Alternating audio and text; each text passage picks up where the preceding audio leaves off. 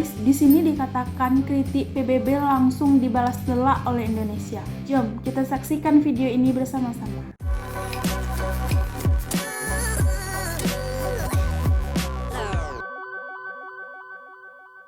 Assalamualaikum warahmatullahi wabarakatuh. Salam sejahtera untuk kita semua.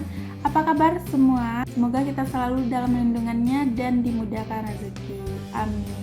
Bertemu lagi dengan saya Anissa Adrita di On Day Channel. Dan bagi yang telah subscribe, kami ucapkan jutaan terima kasih karena berkat support dari Anda, channel ini bisa berkembang sejauh ini. Untuk kali ini kita akan mereact sebuah video yang berjudul Kritikan PBB langsung dibalas telak oleh Indonesia dari channel Anak Bangsa.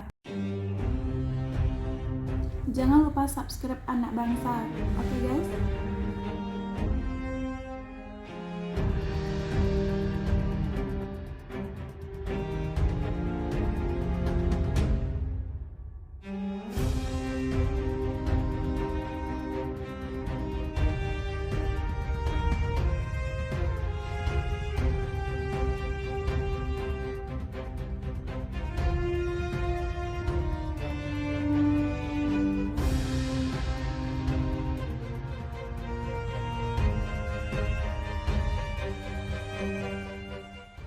Sementara itu PBB senggol Papua, Indonesia pun langsung menyerang balik.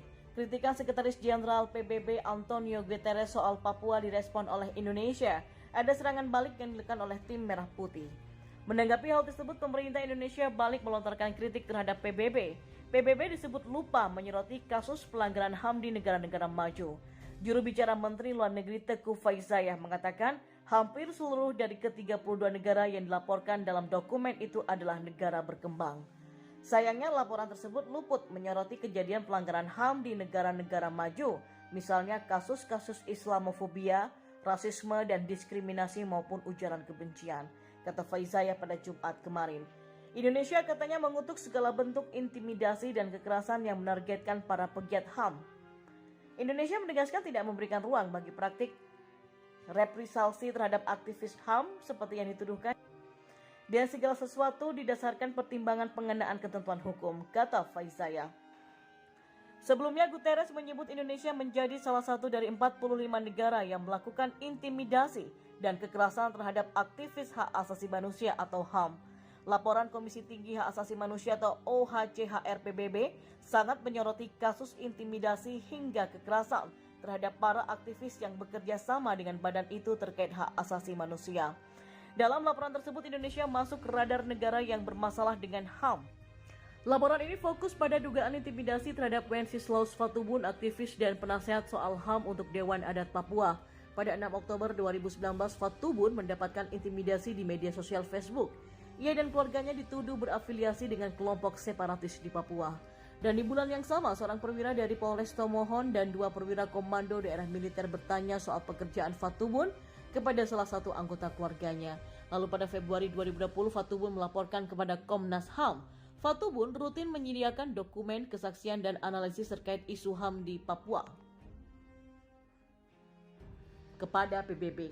Dan selama kunjungan di wilayah timur Indonesia itu, ia bekerja dengan pelapor khusus untuk isu-isu kesehatan di Papua. Sementara itu, anggota DPR mengatakan ada indikasi pejabat Pemda di Papua biayai gerakan KKB.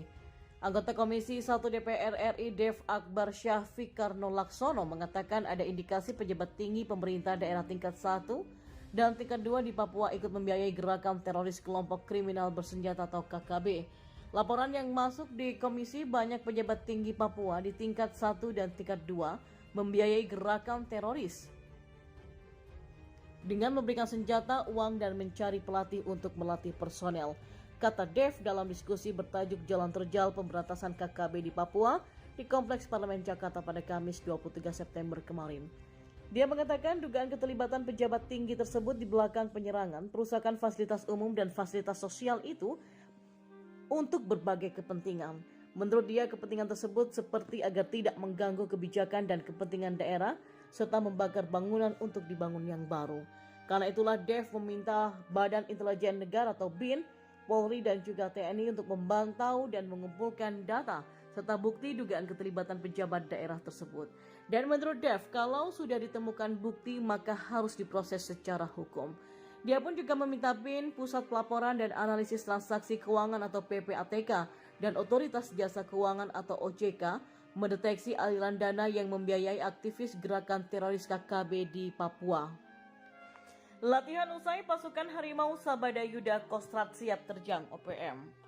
Latihan militer taktis atau Latis tingkat Kipur yang digelar oleh Satuan Tugas atau Satgat Batalion Infanteri Yonifreder 514 Sabada Yuda Kostrad sudah selesai dilaksanakan. Latihan yang dilakukan oleh pasukan elit Kostrad yang dikenal sebagai pasukan Harimau Sabada Yuda Kostrad itu adalah latihan tempur yang secara khusus dilakukan untuk memelihara dan meningkatkan kemampuan serta kesiapan tempur satuan dalam melaksanakan penugasan operasi pengamanan perbatasan atau PAMTAS penyangga mobile di Papua yang dikenal daerah rawan. Panglima Divisi Infanteri 2 Kostrad Maijen TNI Andi Muhammad ketika menutup Latis Kipur Satgas Yonifreder 514 Kostrad menyatakan, latihan taktis tingkat Kipur yang diselenggarakan selama 14 hari di Desa Margomulyo, Kabupaten Banyuwangi itu merupakan program latihan yang disusun secara khusus oleh pimpinan untuk melatih prajurit di satuan dengan harapan dapat berhasil pada saat melaksanakan tugas operasi PAMTAS penyangga mobile di wilayah Papua yang hingga saat ini masih bergejolak.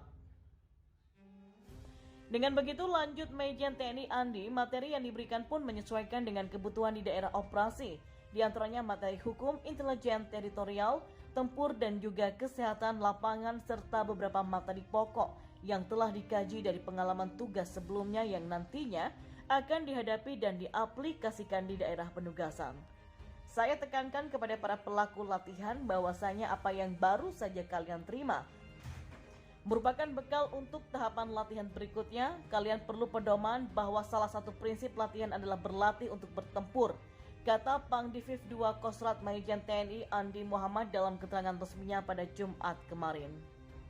Oleh karena itulah diperlukan upaya kerja keras, motivasi dan komitmen yang tinggi dalam melatih para prajurit Satgas Yonifreder 514 Kostrad, karena hanya dengan berlatih dan terus berlatih secara konsisten, maka sasaran latihan akan dapat tercapai secara optimal, pungkasnya. Panglima Divisi Infanteri 2 Kostrad Maijen TNI Andi Muhammad ketika menutup Latis Kipur Satgas Yonifreder 514 Kostrad menyatakan, latihan taktis tingkat Kipur yang diselenggarakan selama 14 hari di Desa Margomulyo, Kabupaten Banyuwangi itu merupakan program latihan yang disusun secara khusus oleh pimpinan untuk melatih prajurit di satuan dengan harapan dapat berhasil pada saat melaksanakan tugas operasi PAMTAS penyangga mobile di wilayah Papua yang hingga saat ini masih bergejolak. Dengan begitu, lanjut Maijen TNI Andi, materi yang diberikan pun menyesuaikan dengan kebutuhan di daerah operasi, di antaranya materi hukum, intelijen teritorial, tempur dan juga kesehatan lapangan serta beberapa materi pokok yang telah dikaji dari pengalaman tugas sebelumnya yang nantinya akan dihadapi dan diaplikasikan di daerah penugasan. Saya tekankan kepada para pelaku latihan bahwasanya apa yang baru saja kalian terima merupakan bekal untuk tahapan latihan berikutnya. Kalian perlu pedoman bahwa salah satu prinsip latihan adalah berlatih untuk bertempur, kata Pangdiviv 2 Kostrad Maijen TNI Andi Muhammad dalam keterangan resminya pada Jumat kemarin.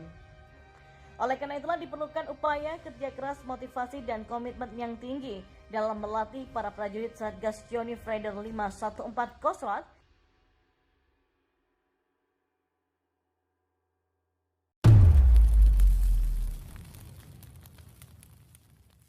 Oke guys, itu dia tadi kritikan yang langsung dibalas telak oleh Indonesia, di mana hal tersebut berkaitan dengan Papua. Saya yakin dan percaya bahwa Indonesia bisa mengatasi masalah tersebut guys. Sekian video hari ini, jangan lupa subscribe Ondey Channel, dan bagi yang telah menyaksikan terima kasih banyak. Wassalam.